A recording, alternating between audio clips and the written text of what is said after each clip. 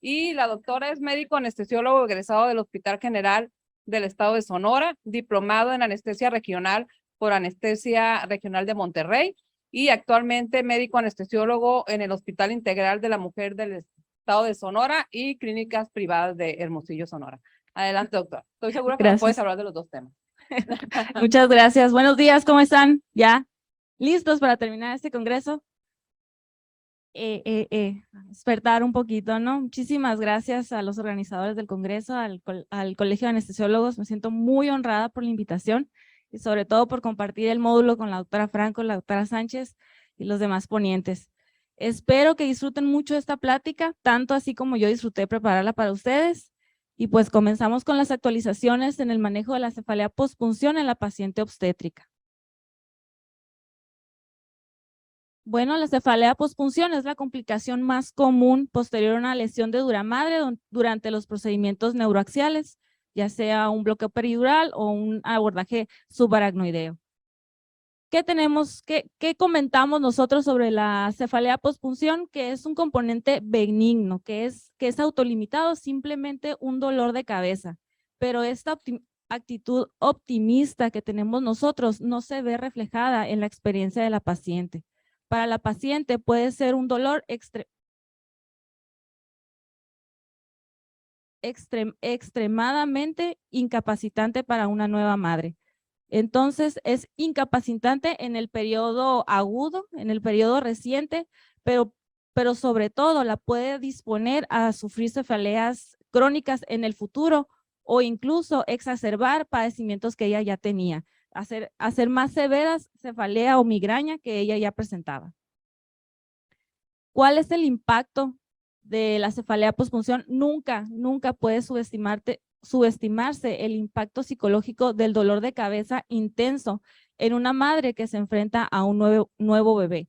La limitación, la incapacidad de no poderse levantar, de no poder deambular, de no poder hacerse cargo de su recién nacido y no evolucionar o involucrarse en las actividades de la vida diaria puede desencadenar muchos sentimientos negativos en la mamá.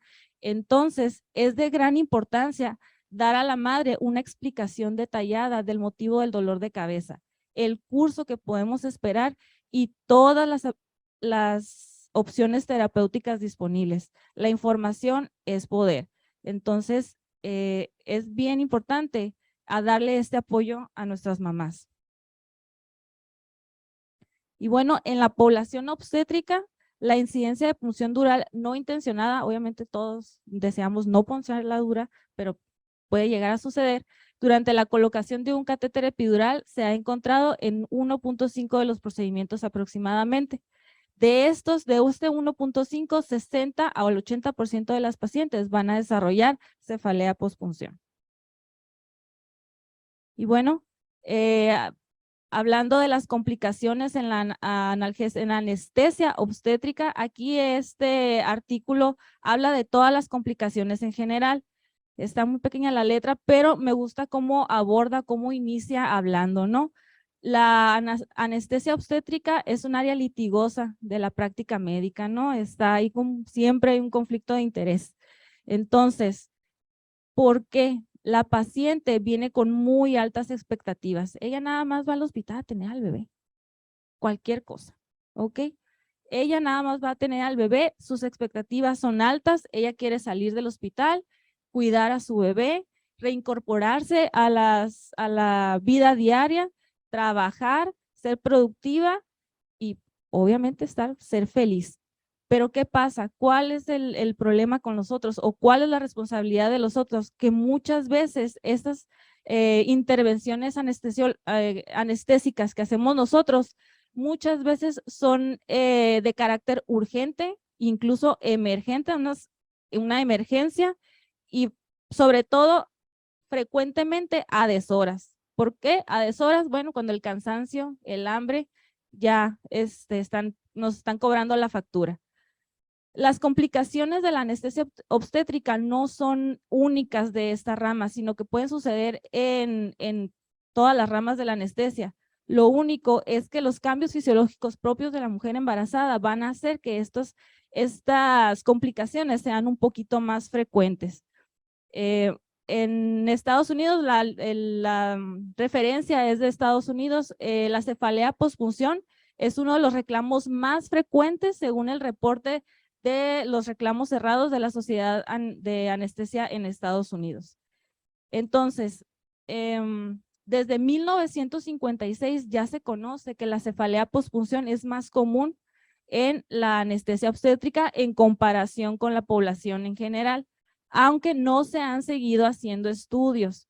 ¿Qué quiere decir? Que probablemente el embarazo no sea como tal un factor de riesgo, sino que el hecho de ser mujer y de ser en edad fértil tiene un poquito de peso, pero pues, ¿qué es una mujer embarazada? Una mujer en edad fértil. Entonces, ahí va junto con pegado. Y en caso ya de las mujeres, de las pacientes obstétricas, ¿qué factores de riesgo podemos observar en ellas? El primero, que tenga un bajo índice de masa corporal, que tenga el trabajo de parto, la dilatación cervical, entre más dilatación cervical, menos cooperadora, más riesgo en el procedimiento, antecedente previo de cefalea posfunción y los múltiples intentos. Nosotros nos caracterizamos como anestesiólogos de tener la facilidad y siempre la confianza de pedir ayuda. Si estamos batallando para colocar un catéter peridural, hay que pedir ayuda, ya sea para la nueva colocación de la paciente, alguien que venga a la tranquilice o alguien que definitivamente venga y haga la punción por ti con con la cabeza más fría, ¿no? Más tranquilo.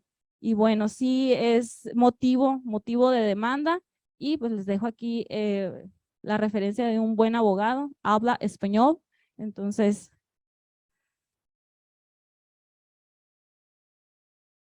Aquí en este otro artículo del 2016, esto es en Israel, estos investigadores quisieron determinar la causa obstétrica, en las pacientes obstétricas, qué causas son las que están más asociadas a la cefalea pospunción.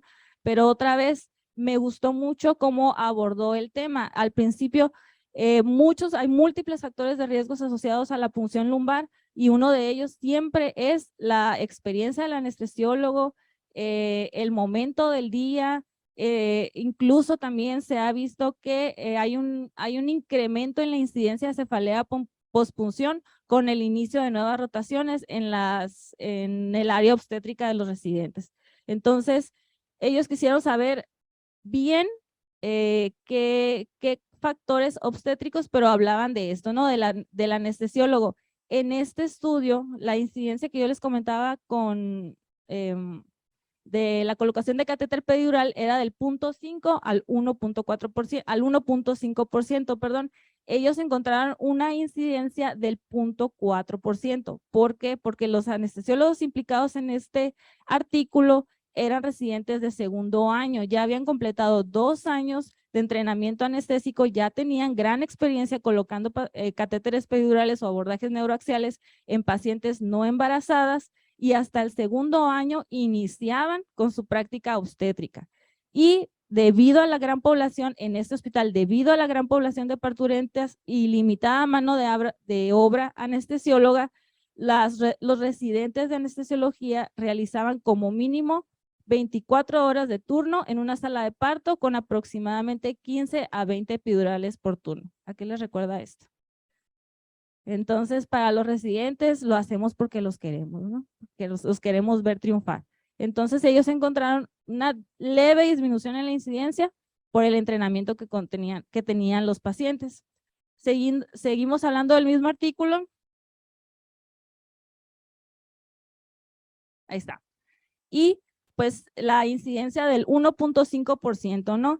Y ellos vieron retrospectivamente series de casos, ponían un control con el mismo anestesiólogo, 2 pacientes que tuvieron cefalea, punción inintencionada de dura madre y una paciente que no la haya tenido con el mismo anestesiólogo, y les daban el seguimiento. De los 46,000, aproximadamente 50,000 procedimientos epidurales, 177 casos fueron de punción dural, aproximadamente el 4%. De estas, 107 mujeres desarrollaron cefalea pospunción, el 60.5%, y 38 o sea, el 35.5% necesitaron un parche epidural.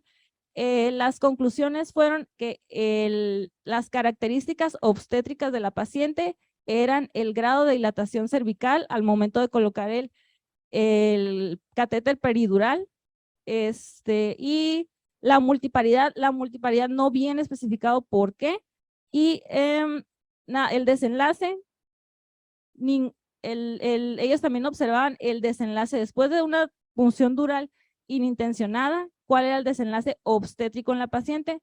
No fue ninguno desfavorable, únicamente se incrementan los días de estancia hospitalaria. Entonces, ahí tenemos el punto de vista sobre el entrenamiento de los anestesiólogos.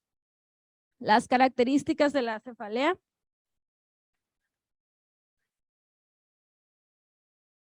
La cefalea pospunción dural se define clásicamente como una cefalea ortostática. El componente postural es el que nos va a dar el punto clave sobre el diagnóstico. Esta es de características difusas, holocefálicas y a menudo de localización temporal u occipital. Generalmente ocurre dentro de unos pocos días de la punción dural y dura no más comúnmente de 7 a 10 días. Hasta el 90% remite espontáneamente en 2 semanas y el restante de los casos se tratan como fístulas de líquido cefalorraquídeo. Claro, puede haber presentaciones atípicas que no van a tener el componente postural. El componente postural también es muy importante. Muchos artículos mencionan que al primer minuto la intensidad es máxima y esta al levantarse, y al acostarse también al minuto se disminuye. En otros artículos hasta 15 minutos. No porque la paciente se siente y no tenga dolor, quiere decir que no va a tener cefalea pospunción. Hay que darle un seguimiento a largo plazo. Hay que observarla por un periodo determinado de tiempo, 15 minutos, incluso hasta más. Entonces, las presentaciones atípicas van a carecer de un componente postural, tienen un inicio inmediato o tardío o un curso prolongado. O sea, aparecen cuando se les pega la gana.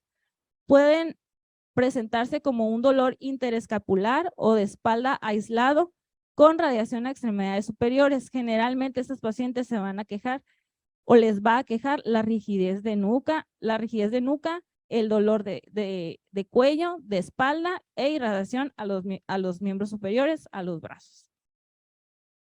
Bueno, ya siendo más serios con la definición, la Sociedad Internacional del Dolor de Cabeza en el 2018 saca esta clasificación.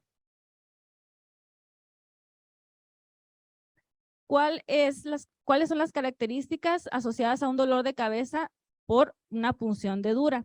Es un dolor de cabeza que ocurre a los 5 días del antecedente de una punción lumbar o un daño a las meninges que causa una fuga de líquido cefalorraquídeo a través del agujero puncional.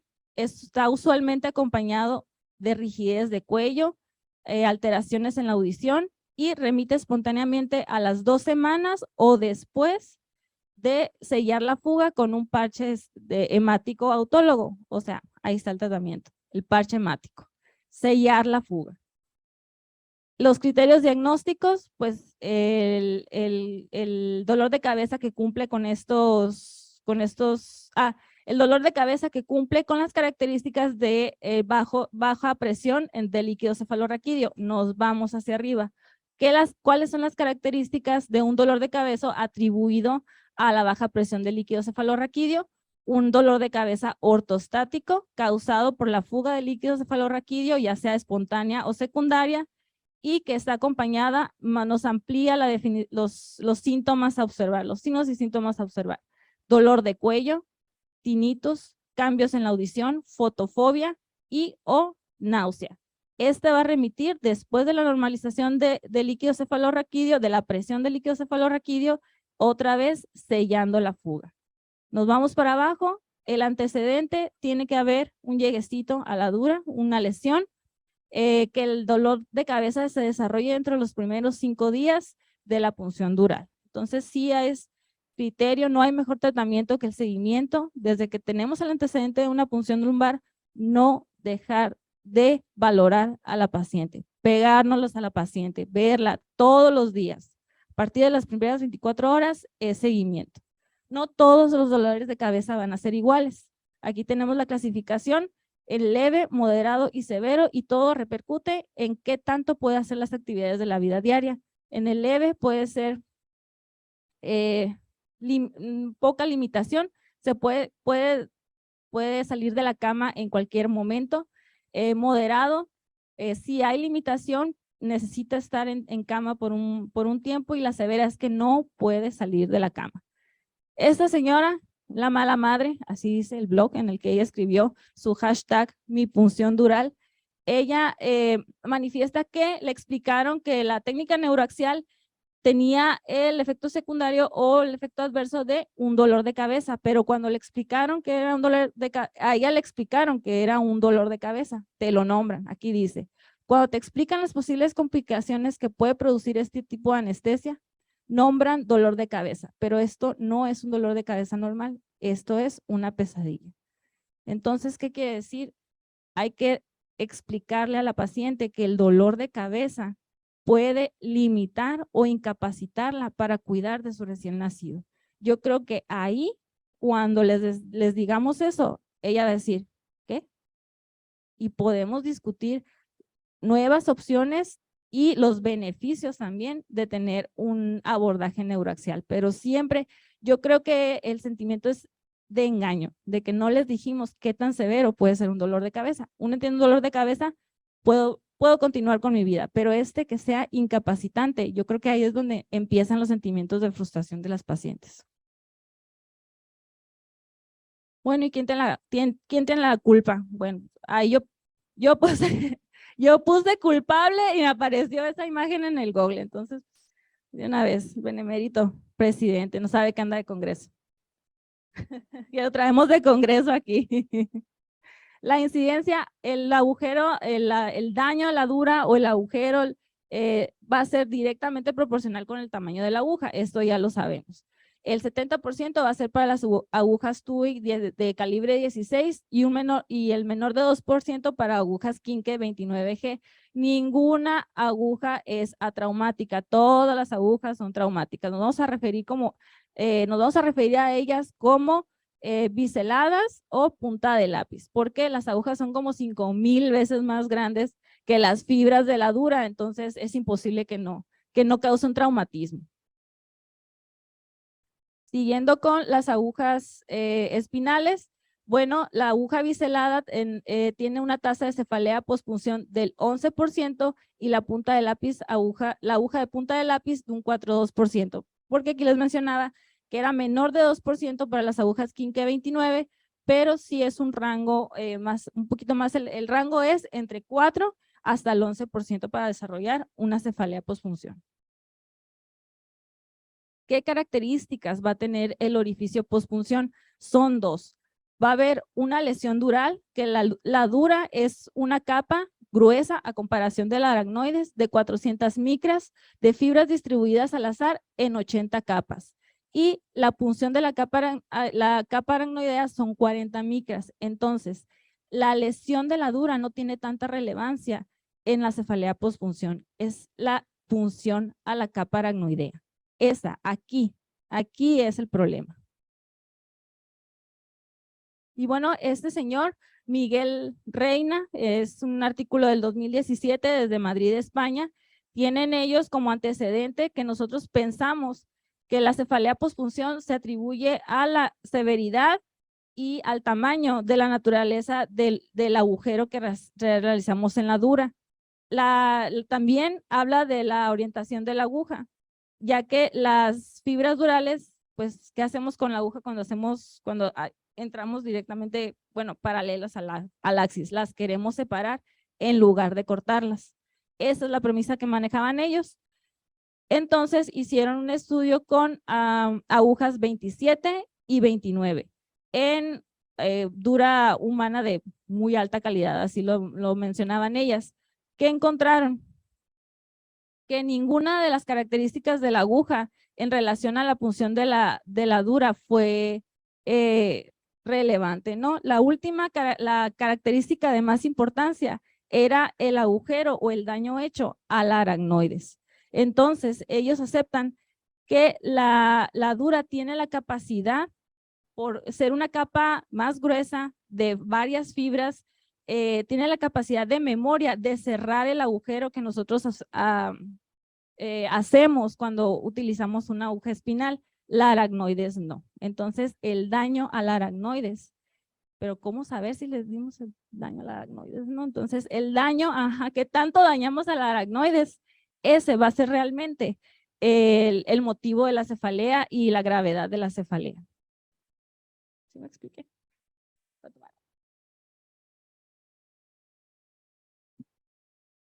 ¿Sí me expliqué bien? ¿Dudas?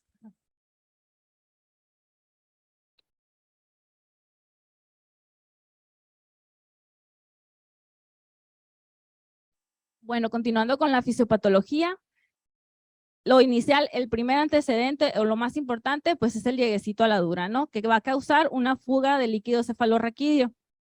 ¿Qué va a suceder? El cerebro va a perder su soporte, ¿no? Su soporte flotante. Entonces, hay una pérdida de soporte de las estructuras intracraneales, van a caer van a caer van a caer y va a haber una tracción, con la consiguiente tracción de las estructuras sensibles al dolor, ya sean las meninges, los pares craneales y los senos venosos. ¿Qué va a pasar? Por la pérdida de volumen va a haber una vasodilatación cerebral, porque como que ya conocemos la teoría de Monro-Kelly, todos los componentes dentro de la bóveda craneal tienen que estar en equilibrio. Entonces, hay pérdidas de líquido cefalorraquídeo y los vasos cerebrales van a vasodilatar. Esto va a ser mediado por la adenosina y va a ser el reflejo. Va a ser en respuesta, como ya les dije, a la tracción a la tracción mecánica y a la pérdida de líquido, de volumen de líquido cefalorraquídeo.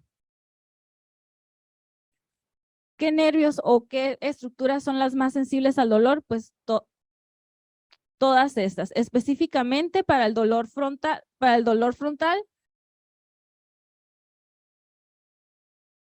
van a ser los pares craneales. Es el trigémino para el dolor frontal, y el dolor occipital va a estar caracterizado por los pares craneales, el glosofaringeo y el vago. Obviamente el vago también nos puede dar náusea y vómito. Los nervios cervicales de C1 a C3 para el dolor cervical, y los síntomas vestibulares van a estar directamente relacionados con la endolinfa. La endolinfa está directamente relacionada con la cantidad de líquido cefalorraquídeo. Cuando esta disminuye, hay un desequilibrio entre la endolinfa y la perilinfa, lo que causa los síntomas peridurales. Los síntomas vestibulares. También la parálisis de los nervios que inervan los músculos externos del ojo, pues que es el oculomotor, el troclear y el motor ocular externo. Sobre todo que tiene gran relevancia por su trayecto largo dentro de la bóveda craneal. Tratamiento. Híjole. No hay. Todos los tratamientos que les voy a mencionar carecen de evidencia científica, debido a que cada nuevo tratamiento, sabemos que hay muchos fármacos utilizados en la cefalea postpunción. Cada tratamiento está basado en el reporte de un caso, reporte de una serie de casos, pacientes que no son de población obstétrica, o que los tratamientos carecen los estudios carecen de tienen fallas metodológicas. Entonces, no hay un medicamento, no hay una fórmula mágica que yo les diga, este es el mejor para la cefalea postfunción. Hay muchos tratamientos, pero faltan estudios para hacerlos válidos, para validarlos. Entonces, yo me basé en estas guías del 2018, son del Reino Unido, que se desarrollaron. ¿Por qué? Porque tuvieron alguien tuvo que morir para que las hicieran. Así de sencillo. Tuvieron dos pacientes una de cefalea postpunción, una recibió un parche hemático, otra no. Las dos, estas pacientes fallecieron por una trombosis de los senos venosos y otra por un hematoma subdural. Entonces se dieron cuenta que las pacientes que sufrían de una cefalea postpunción, un daño a la dura, no tenían el seguimiento adecuado y el tratamiento no era uniforme. Entonces volvemos a lo mismo, hay que seguir a la paciente muy de cerca, estar documentando todos los signos y síntomas, pero desarrollaron estas guías en un intento de unificar el tratamiento, pero aquí hacen mucho énfasis en que tenemos que darle un seguimiento a las pacientes. Desde el principio, medidas conservadoras. Tenemos el reposo en cama. Este no es garantía de que no vaya a aparecer la cefalea postpunción. Ayuda en hacer los síntomas más leves. No se recomienda un reposo en cama de más de 24 horas. Sabemos que la paciente obstétrico en el periodo postparto es más susceptible tiene un estado procoagulable, entonces es más susceptible a una complicación de ese tipo y se recomienda que si el reposo va a ser mayor de 24 horas, se inicie con una tromboprofilaxis. Eso sí, si vamos a iniciar tromboprofilaxis y vamos a colocar un parche hemático, siempre vigilar la última dosis de aplicación. La hidratación. Una paciente deshidratada va a tener síntomas de cefalea postpunción más severos. Entonces, no es recomendable sobrehidratar a las pacientes porque esto tiene efectos secundarios negativos. Simplemente mantener un nivel adecuado de hidratación.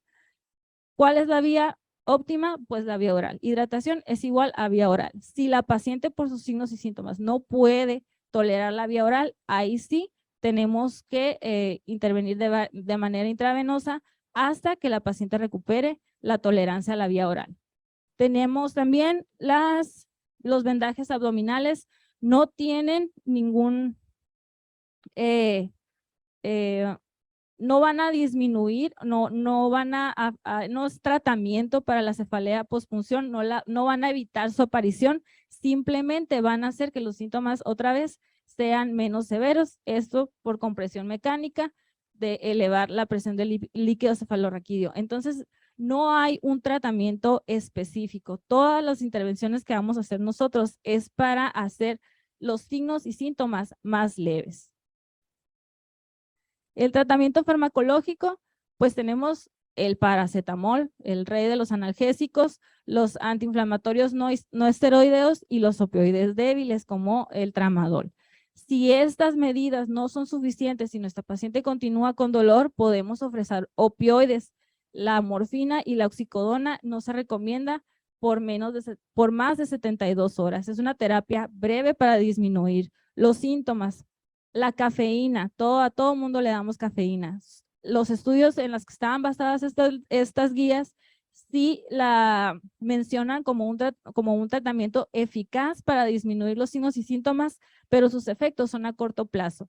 Son a dosis de 300 a 900 miligramos vía oral. Se observó que la mejoría es en 4 horas, 6 horas cuando mucho. Entonces no se recomienda dar la terapia por más de 24 horas y se recomienda una dosis de 200 miligramos vía oral en pacientes en periodo de lactancia que tengan recién nacido prematuros o que tengan de bajo peso. Si no tienen ninguna de estos dos, pues le podemos subir la dosis. Entonces, el efecto de la cafeína, pues va a ser vasoconstricción por inhibición de la adenosina. Tenemos la ergotamina también. Este comercial es de la página de lactancia, se las recomiendo, así como la doctora García se las recomiendo a todo el mundo, para ver qué medicamentos son compatibles con la lactancia. Últimamente probablemente es el temor que tenemos, ¿no? Dar muchos medicamentos para el dolor y qué efectos secundarios pueden tener en el recién nacido. Entonces tenemos que la ergotamina es algo que usamos aquí comúnmente, es un riesgo muy bajo e incluso viene acá el sumatriptán como una alternativa que es seguro, totalmente compatible con mínimo riesgo para la lactancia y el lactante.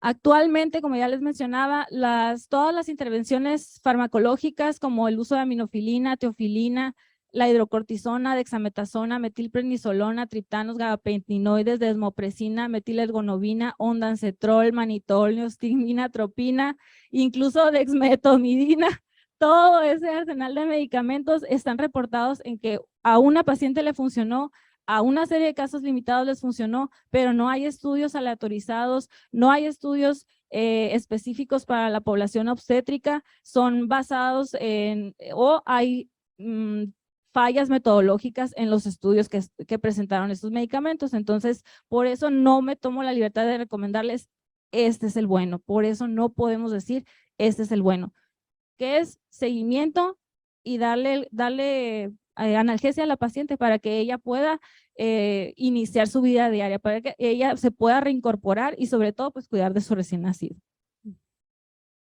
¿Qué hay de los fluidos epidurales? Los cristaloides, el dextran, el hidroxetil starch, las gelatinas y el pegamento de fibrina es un intento por reemplazar el volumen perdido.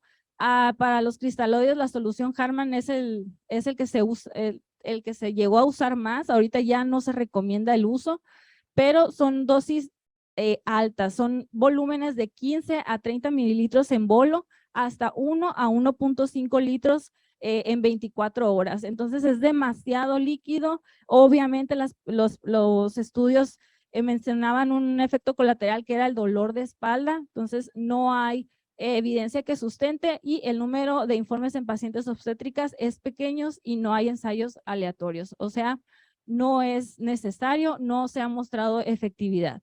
El pegamento de fibrina, ese sí ha mostrado resultados favorecedores, con el único de que pacientes presentaron reacciones alérgicas. Entonces, avanzamos 2 pasos para enfrente y nos regresamos 1 para atrás. Bueno, ahora sí, ¿qué nuevas alternativas tenemos? Este es un artículo del 2019 que se hizo en Portugal, pues los bloqueos regionales, ya sea el bloqueo del ganglio esfenopalatino y el bloqueo del nervio occipital mayor. En este estudio, el señor Xiao Javier reclutaron a 50 pacientes o 50 casos de punción dural. 25 fueron espinales, 19 fueron epidurales y 6 fueron de técnica combinada epidural espinal. 7 pacientes se fueron directamente a tratamiento conservador y 43 pacientes se fueron a una intervención regional. Una de estas pacientes directamente se fue a parche hemático epidural y 27 se fueron a una ronda o a un solo bloqueo del ganglio esfenopalatino y del occipital mayor, y 15 necesitaron 2 rondas de bloqueo. O sea, ninguna terapia es 100% efectiva. La mayoría, pues, se recuperaron con una sola ronda de bloqueos, pero 15 necesitaron 2 rondas y 9 de estas 15 pacientes necesitaron ser rescatadas con un parche epidural. Pero ¿y cuál es el mecanismo de acción? Pues el bloqueo del ganglio esfenopalatino interrumpe el flujo parasimpático de la vasculatura cerebral, causa vasoconstricción y disminuye el dolor. El bloqueo del nervio occipital mayor interrumpe la inervación simpática aferente de la mayor parte de la región occipital. La infiltración de puntos gatillo de las regiones occipital y cervical complementa la analgesia. ¿Y qué tan efectivo es? En las primeras rondas de pacientes con los bloqueos regionales, el número de pacientes pues, fueron 42. De estos, la escala de dolor al inicio fue de 8, después del bloqueo bajó a 1. En la segunda ronda, las pacientes continuaban con dolor en una valoración, una escala puntual de 5, y después del segundo bloqueo fueron de 2. Pero ninguno restó la posibilidad de complementar con un parche hemático. Aquí está las imágenes que puede ser el bloqueo por referencia anatómica o con ayuda del ultrasonido. Y el bloqueo del nervio occipital mayor se considera una alternativa eficiente en el tratamiento de la cefalea postpunción, pero esto no tiene rol en las complicaciones intracraneales. Ahorita vamos a ir para allá, pero sí puede haber complicaciones. Esto es únicamente para alivio del dolor. No se recomienda de rutina en mujeres embarazadas o en periodo de lactancia, y si es necesario se debe usar una mínima cantidad de lidocaína. Esta es porque se utilizan esteroides de muy larga duración, que ahorita lo vamos a ver. Es un poquito contradictorio porque en unas guías de cefalea lo recomiendan perfectamente, pero aquí no se tomaban la libertad de recomendarlo, y si se hacía sin esteroides y con lidocaína únicamente o ropivacaína al 1%. El bloqueo del ganglio esfenopalatino es para aliviar la cefalea pospunción. Parece no está solo relacionado con el anestésico local, sino también a la estimulación mecánica, mostrándose eficaz para mejorar los síntomas al atenuar la vasodilatación cerebral inducida por la estimulación parasimpática transmitida por las neuronas que tienen sinapsis en el ganglio esfenopalatino. Aquí está una serie de cotonetes, se infiltran con ropivacaína al 1%, se dejan 20 minutos y antes de la era antes del COVID, pues esto parecía algo muy invasivo, ¿no? Ya después del COVID ya lo vemos de otra manera. Bueno, hablando de COVID y la cefalea pospunción, pues todos durante la pandemia vimos que era preferible las técnicas neuroaxiales al abordaje de la vía aérea, esto para limitar la propagación de los aerosoles. En general, sí hubo un aumento, obviamente, o aumento de bloqueos regionales, aumento de cefalea pospunción. En general, el riesgo fue en los pacientes de COVID y que tuvieron una lesión, una cefalea pospunción, es el riesgo extremadamente bajo de transferir un patógeno transmitido por la sangre al sistema nervioso central. O sea, se podía, eso es, hablando de COVID y de VIH, se puede hacer un parche hemático autólogo, aunque si el paciente está febril se recomienda el uso de sangre halogénica, aunque también conlleva los riesgos de la transmisión de enfermedades por priones, el Creutzfeldt-Jakob. Entonces, en pacientes no febriles podemos hacer un parche hemático con toda seguridad. En pacientes febriles, pues ya utilizamos sangre halogénica. Y estas guías de Europa para el tratamiento de la cefalea, ya no sabemos qué es igual. Si mujer en edad reproductiva es dolor de cabeza, un dolor de cabeza es una mujer en edad reproductiva. Todas las, todas las mujeres, o la gran mayoría de las mujeres, pues padecemos de una cefalea primaria, ¿no? Y las cefaleas secundarias pueden ser algo más frecuentes en el periodo del posparto por el efecto protrombótico del embarazo. Entonces, puede haber una cefalea secundaria por una trombosis de los senos venosos o una preeclampsia. Entonces, es muy importante descartar otras causas de cefalea posfunción, aunque el antecedente es más que suficiente, pero sí es muy importante descartar o explicar, interrogar bien a la paciente, conocer bien a la paciente. Aquí les pongo otra vez nada más rápidamente que todos los medicamentos se consideran seguros o de usar con precaución, y en el apartado siguiente pues vienen los efectos secundarios esperables o lo que podemos encontrar en el recién nacido, pero tenemos un perfil de seguridad muy alto. Aquí les dejo al doctor Hatzig, les voy a poner un video sobre el parche hemático epidural. No, no es cierto. Ya, así como ustedes traían preguntas, pues yo también traigo mis preguntas, ¿no? Qué bárbaro. ¿Cuál es el papel del parche hemático? ¿Qué tan efectivo es el volumen a inyectar? ¿Uso fluoroscopía ultrasonido? ¿El riesgo de hacerlo o de no hacerlo? El manejo posterior que le voy a dar a la paciente. ¿Cuáles son las indicaciones para repetir un parche hemático? Y la colocación de un parche hemático modifica las técnicas neuroaxiales posteriores. Bueno, vamos a tratar ¿qué? Ya basta, ya nos queremos ir. Bueno, cuando la terapia conservadora ineficaz en el manejo de la cefalea pospunción es ineficaz para el manejo de la cefalea pospunción y la mujer experimenta dificultad para realizar actividades de la vida diaria, se debe considerar el tratamiento de un parche hemático epidural. Y aquí está la escala de tratamiento. Si la cefalea es leve, pues nos quedamos con el tratamiento conservador. Si es moderado, tratamiento conservador y manejo farmacológico, y podemos considerar el bloqueo de un nervio. igual la necesidad de un parche hemático. Y si es severo, nos vamos a ir con todas las intervenciones, eso sí, siempre escalonado, ¿no? El alivio completo y permanente de los síntomas que siguen a un solo parche hemático epidural es probable que ocurra hasta en 1/3 de los pacientes. O sea, en el 50 o en el 80% de los pacientes, el alivio va a ser completo o parcial. En casos de nulo alivio o parcial, se debe realizar un segundo parche hemático epidural después de considerar otras causas de dolor de cabeza. Sí se puede realizar un segundo parche hemático con un intervalo mínimo de 5 días. Esto es para limitar la posibilidad de compresión de la médula espinal por exceso de volumen. O sea, un solo parche hemático no es garantía de que a la paciente se le quite el dolor de cabeza. Puede haber la necesidad de hacer un segundo más, pero siempre descartando otras posibilidades del dolor de cabeza. Recordemos, la trombosis de los senos venosos es una entidad que está ahí, esperando nada más. Deben ser informadas sobre la posibilidad de una reducción en la eficacia del parche hemático epidural si se realiza dentro de las 48 horas. Es el tiempo ideal para esperar a colocar un parche hemático, las primeras 48 horas. Si se hace antes es porque los síntomas son muy severos y queremos ayudarle a aliviar ese dolor de cabeza a la paciente, pero siempre hay que decirle que si lo hacemos antes de las 48 horas hay riesgo de que lo tenemos que repetir.